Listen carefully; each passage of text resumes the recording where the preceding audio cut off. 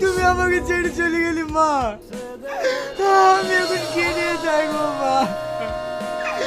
আমি এখন কাকে মা বলে ডাকবো মা?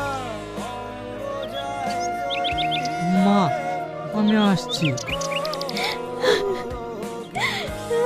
তুমি আমার কাঁদছো? তোমাকে বলিনি তুমি কাঁদবে না? তুমি কাঁদলে আমার কি মনে হয় জানো? আমার জান্নাত কাঁদছে। কে বলেছে আমি কাঁদছি? আমি কাঁদছি না তো। তোকে ছাড়া আমি কখনো একা থাকি না তো, তাই।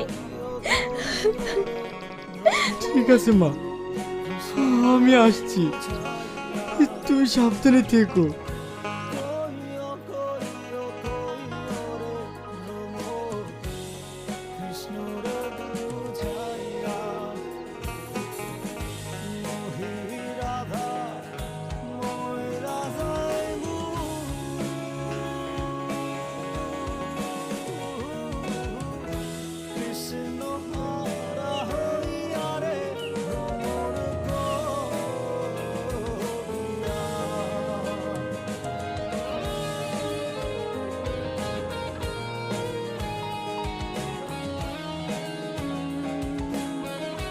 তুমি না,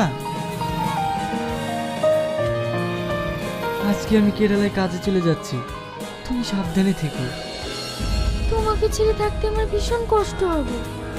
আমি তোমায় অনেক মিস করব। তুমি কি ভাবছো তোমাকে ছেড়ে থাকতে আমার কষ্ট হবে না? কি হলো, তুমি কাঁদছো কেন? দূর পাগলি, আমি তো তোমার জন্যই বাইরে যাচ্ছি। ওখানে গিয়ে আমি অনেক টাকা ইনকাম করব, যাতে তোমার আব্বা খুশি হয়ে তোমাকে আমার হাতে তুলে দেয়। তুমি সাবধানে থাকবে আর নিজের শরীরে যত্ন নেবে। ঠিক আছে বাবা, ঠিক আছে। আমার আবার ট্রেনের সময় হয়ে যাচ্ছে, আমি আসছি।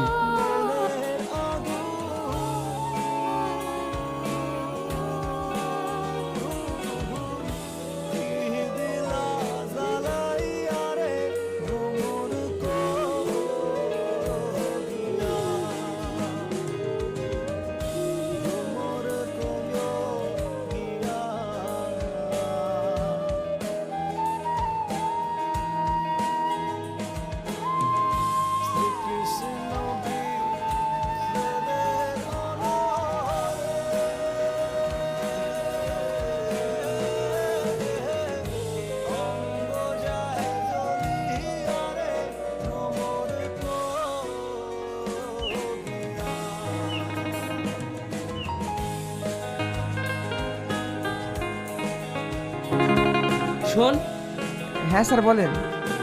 তোদের এখানে কাজ হয়ে গেলে পাশের বিল্ডিং এ 400 বস্তা বালি তুলে দিবি। বাবু, আজকে আমরা ওভার ডিউটি করতে পারবো না। রোজা রেখে কাজ করতে অনেক কষ্ট হচ্ছে। তাহলে এই কাজগুলো কে করবে? আমাকে 10 দিনের মধ্যে এই বিল্ডিং হ্যান্ড ওভার করতে হবে। বাবু, ওই বিল্ডিং এর 400 বস্তা বালি আমি তুলে দেব। কি, তুই একা এতগুলো বস্তা তুলতে পারবি? হ্যাঁ পারবো, আমি সারা রাত জেগে কাজ করব। আচ্ছা ঠিক আছে, তুলে দিস। বাবু, আর একটা কথা বলছিলাম। হ্যাঁ বল। বিল্ডিং এর আরো যদি অন্য কাজ থাকে আপনি আমাকে বলবেন, আমি দিনরাত কাজ করতে চাই। আচ্ছা ঠিক আছে।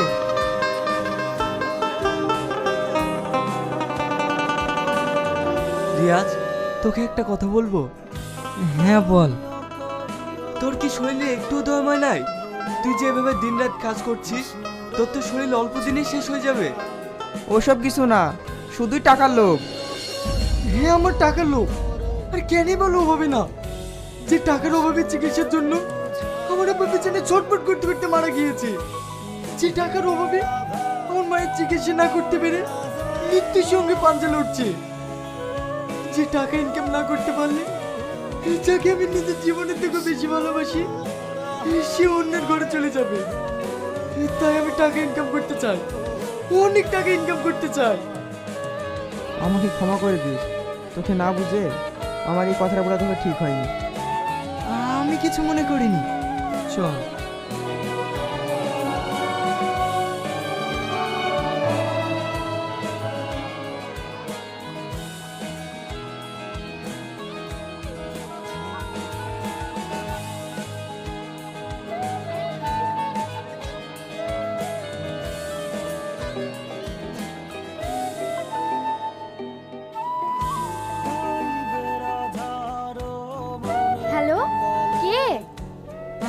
রিয়াজ, এই এতদিন পর তোমার আমার কথা মনে পড়লো?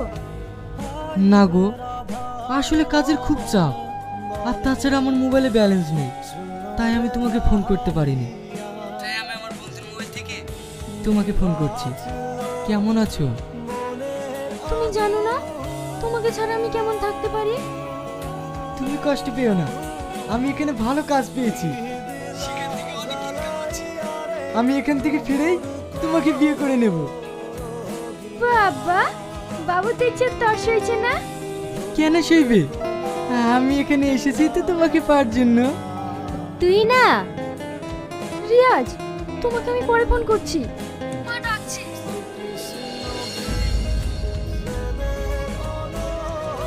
মা, কিছু বলছো? হ্যাঁ, তোর জন্য একটা খুশির খবর আছে। কি খুশির খবর?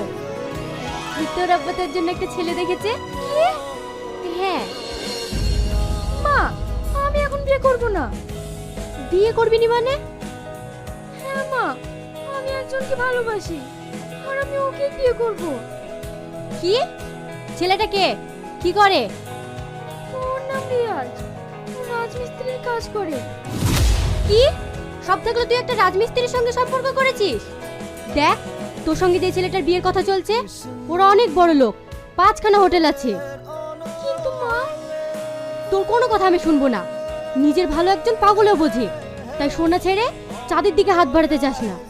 আর তাছাড়া তোদের এই সম্পর্ক তোর আব্বা কখনোই মেনে নেবে না। কি করবি ভালো করে ভেবে দেখ।